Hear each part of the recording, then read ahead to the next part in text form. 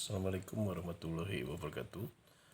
Kuliah daring hari ini kita lanjutkan masih mengenai cybercrime, ya, kejahatan via internet. Kemarin kita bahas definisi dan karakteristik cybercrime. Kemarin juga kita bahas ada jenis-jenis aktivitas kejahatan, ada unauthorized access, illegal content, kemudian penyebaran virus, ya, data forgery, cyber espionase, ya, terus kemudian carding, ya, cyber stalking, ya, kemudian carding, ya. Oke, bentar, saya passing dulu. Ya, oke. Di sini kita akan melanjutkan, yaitu mengenai selanjutnya adalah cyber atau tipe squatting, ya. Yang dimaksud dengan cyber squatting yaitu penyerobotan nama domain. Motif pelaku adalah dengan mendaftarkan domain perusahaan lain dan kemudian berusaha menjualnya kepada perusahaan tersebut dengan harga yang lebih mahal. Itu namanya cyber squatting. Kalau tipe squattingnya sebetulnya adalah dia adalah mengambil nama plesetan yang mirip dengan nama domain orang lain. Nah, ini jelas melanggar pasal 23 ayat 2, ya. Dan pasal 23 ayat 2 dan 3 Undang-Undang ITE. Selanjutnya adalah pembajakan hasil karya orang lain melalui internet. Misalkan kita membajak software, ya. Ini namanya hijacking. Ini jelas melanggar bukan Undang-Undang ITE tapi melanggar Undang-Undang Hak Cipta tahun 2014. Nanti setelah bab ini minggu depan kita masih ada satu pertemuan lagi, kita akan membahas masalah Undang-Undang Hak Cipta, ya. Selanjutnya adalah cyber terrorism. Nah, cyber terrorism ini adalah bertujuan untuk membuat instabilitas politik dan keamanan suatu negara, ya. Pelaku bisa melakukan peretasan atau cracking ke situs penting pemerintah yang strategis. Ini melanggar pasal 30, 32, 33 Undang-Undang ITE. Anda silakan baca di Undang-Undang ITE-nya. Ya, jadi dia tujuannya bukan cari keuntungan atau cari uang, tapi dia ingin agar suatu negara itu terjadi instabilitas politik karena ada tujuan-tujuan politik. Biasanya tujuan politiknya bagaimana untuk menggulingkan sebuah kekuasaan pemerintahan dan sebagainya. Nah, itu adalah cyber terrorism, ya. Motif kejahatan, ya, di sini ada motif kejahatan, ya.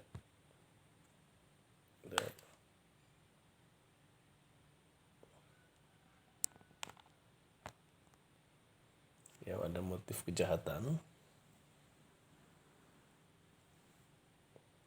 Ya, ada motif kejahatan ini ada yang sifatnya apa namanya? Sorry, agak mundur sedikit.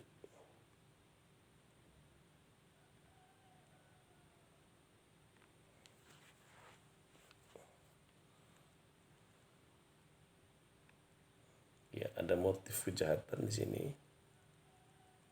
Kita bisa lihat, ya. Motif kejahatan ini tindakan murni kriminal dengan motif utamanya adalah dia utama untuk mencari keuntungan, ya. Yang kedua, tindakan semi kriminal. Kalau dia motifnya mencari uang tadi di atas itu, ya, tindakan semi kriminal itu dia tidak mencari keuntungan atau mencari apa, dia mencoba ingin masuk saja ke suatu sistem hanya untuk mengintai, dan dia tidak melakukan pencurian atau perusakan dokumen. Jadi dia mungkin nggak untuk mencoba ilmu IT-nya dia, ya, dia melakukan sebuah unauthorized access masuk ke sebuah sistem, kemudian hanya mengintai saja dokumen-dokumen tersebut tanpa dia melakukan pencurian, pengubahan atau perusakan dokumen. Itu semi kriminal. Selanjutnya adalah tujuan politis untuk mengguncangkan stabilitas, mirip seperti cyber teroris tadi, ya. Tujuannya adalah untuk mengguncangkan stabilitas keamanan dan politik suatu negara dengan meretas situs penting negara bahkan militer. Nah, ini adalah untuk menggoncangkan stabilitas keamanan negara. Jadi tujuan seperti cyber teroris itu tujuannya ini. Jadi tujuan murni kriminal, tujuan tindakan semi kriminal, dan tujuan politis. Ya. Nah, bagaimana sih pencegahan cybercrime? Kalau kita lihat di sini ada beberapa pencegahan cybercrime, ada 11 di sini. Yang pertama adalah perlindungan terhadap gadget dan laptop maupun PC yang Anda miliki. Ya. Artinya di sini lindungilah gadget atau perangkat lain yang ada, ya. Baik untuk perlindungan untuk akses atau perlindungan terhadap data. Sehingga orang lain nggak sewenang-wenang ya dalam menggunakan dan melakukan hal-hal yang tidak kita sukai.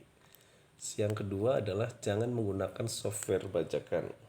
Gunakanlah piranti lunak atau software resmi. Pasalnya banyak malware yang tertanam dalam aplikasi bajakan. Karena itu rekomendasinya adalah berimigrasilah menggunakan aplikasi open source bila perlu, ya, yang gratis supaya terhindar dari malware atau spyware. Nah, karena biasanya yang nggak open source banyak yang bayar, ya, mengingat orang Indonesia enggan keluar duit untuk beli software, ya, dan lebih memilih bajakan. Nah, jadi kalau bisa kita yang asli sini. Selanjutnya adalah pasang perangkat lunak yang up to date. Mengapa kita harus memasang perangkat lunak yang up to date? Penting untuk perangkat lunak keamanan selalu terbarui. Hal itu karena memberikan redefinisi ancaman kejahatan cyber dan virus yang belum terdeteksi dalam versi security software sebelumnya. Jadi di sini kita perlu ya menggunakan yang sifatnya up to date. Yang keempat adalah menggunakan data encryption. Ya, misalnya pada Wi-Fi Protected Access to dalam kurung WPA2 dan lain-lain pada jaringan lokal seperti LAN, ya. Seperti LAN, kemudian atau nirkabel di kantor atau di rumah, ya. Sehingga komunikasi teks yang jelas, ya, nggak bisa disadap dan bisa mencegah akses yang nggak sah. Nah, jadi di sini adalah fungsinya encryption tadi. Kemudian kita harus memiliki sikap waspada. Waspada itu sangat perlu, ya. Jangan langsung percaya dengan setiap email atau telepon, website, dan segala iklan yang bertebaran di internet. Karena kejahatan dilakukan di dunia maya, tapi dunia maya nyata semua akibatnya nggak bisa diputar balik, ya. Jadi kita harus waspada terhadap ini. Yang keenam adalah selalu periksa kalau Anda punya rekening di bank atau punya kartu kredit secara teratur, ya. Ya. Karena carding ini bisa dia bisa masuk melalui tadi kejahatan carding tadi. Karena banyak data transaksi di bank dikirim melalui email. Jadi oleh karena itu nggak ada salahnya ya untuk memeriksa transaksi secara teratur. Ini dilakukan supaya bisa dengan cepat mengetahui apakah ada transaksi yang nggak benar. Jika menggunakan kartu kredit, ya, bisa langsung menghubungi bank atau memblokirnya. Ya, bisa juga mengajukan keluhan kepada bank supaya transaksi dibatalkan. Ya. Terus kemudian rajin-rajinlah mengganti password. Ya. Ya, jadi password jangan malas ya kita mengganti password. Ya, karena untuk para hacker itu kalau dia akan coba-coba terus sampai ketemu variasi angkanya. Tapi pastikan untuk menggunakan kombinasi karakter huruf bila perlu dicampur ya, angka dan simbol rumit supaya enggak mudah di cracker atau dijebol, ya. Selanjutnya backup data secara rutin. Ya. Backup data secara rutin sebaiknya pengguna memiliki salinan dokumen pribadi. Jadi di backup ya data-datanya, baik itu dokumen seperti foto, kemudian dokumen, kemudian jika ada pencurian data maka Anda tetap terbackup data tersebut, ya. Selanjutnya jangan sembarang membagi info pribadi. Jaga supaya informasi pribadi nggak jatuh ke tangan orang yang salah jika tidak terlalu penting, ya, jika terlalu penting sekali. lebih baik jangan memasukkan data-data pribadi yang penting ke media sosial. Ya. Jadi jika ingin membagikan kepada orang yang terpercaya, jangan cuma orang terdekat saja, karena orang terdekat belum tentu orang yang dipercaya tadi. Dan jangan cuma karena alasan supaya banyak teman, lantas memasukkan semua data pribadi ke media sosial. Jadi ini juga harus hati-hati ya. Anda punya data-data pribadi karena media sosial ini kan banyak yang membaca. Kemudian 10, abaikan lampiran surat elektronik dan URL yang terindikasi mencurigakan. Ya. Jadi di sini selain mengabaikan lampiran email dan URL atau alamat web yang mencurigakan, jangan hiraukan juga postingan-postingan aneh yang banyak muncul di media sosial. Nanti kita akan merugikan diri kita sendiri, ya. Nah, selanjutnya adalah ya kita harus melaporkan ke pihak berwenang, ya terutama yang menangani cybercrime ini, ya. Jadi yang menangani cybercrime ini. Nah, itulah adalah bagaimana kita pencegahan cybercrime ini. Nah, kalau kita lihat di sini, oke, saya ulangi lagi di sini. Ya. Jadi kesimpulannya bahwa tinjauan regulasi kejahatan di internet ini ada definisi, yaitu bahwa kejahatan yang ditimbulkan karena pemanfaatan teknologi internet, ya. Kemudian karakter cybercrime bersifat borderless, ya. Terus sifat kejahatan tidak keras, non violence, pelaku memang ahli di bidang IT, modus menggunakan teknologi internet dan IT, bentuk kerugian bisa material, bisa politik, bisa sosial budaya. Ini jenis-jenis kejahatannya, ya. Nah, ini juga nanti di UTS akan keluar nih ya.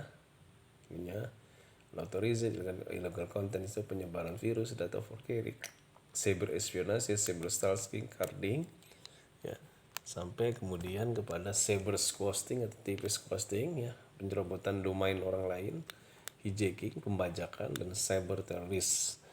Dan yang ke motif kejahatannya ada yang sifatnya murni kriminal, ada yang semi kriminal, hanya mengintip saja masuk ke sebuah sistem hanya untuk mengacaukan politik di sini, ya.